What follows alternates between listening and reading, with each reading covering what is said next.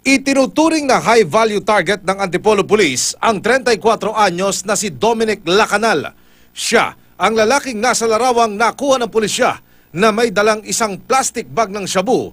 Ayon sa Antipolo Police, dahil sa tila ba pagyayabang pa niya sa mga social media post ng shabu na hawak niya, nasubaybayan nila si Dominic. At naging daan para kanilang madakipang suspect sa pamamagitan ng buy-bust operation sa Barangay Mayamot, Antipolo. Siya ang talagang target na personality na very active siya na nagsusupply dito at kumukuha allegedly sa Pasig and then Marikina at iba pang lugar. 1.2 million pesos na halaga ng shabu at marijuana ang na-recover ng pulisya.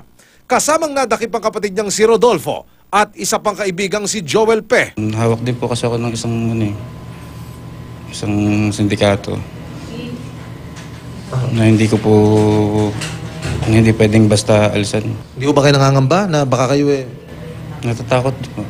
Ayon sa pulisya, marka ng sindikato ni Lacanal ang mag-selfie na hawak ang tinutulak nilang shabu na nakasilid sa plastic bag na may nakasulat na initial at pen markings. Sinabi sa amin ng amo ko na picture taking daw, sabi niya.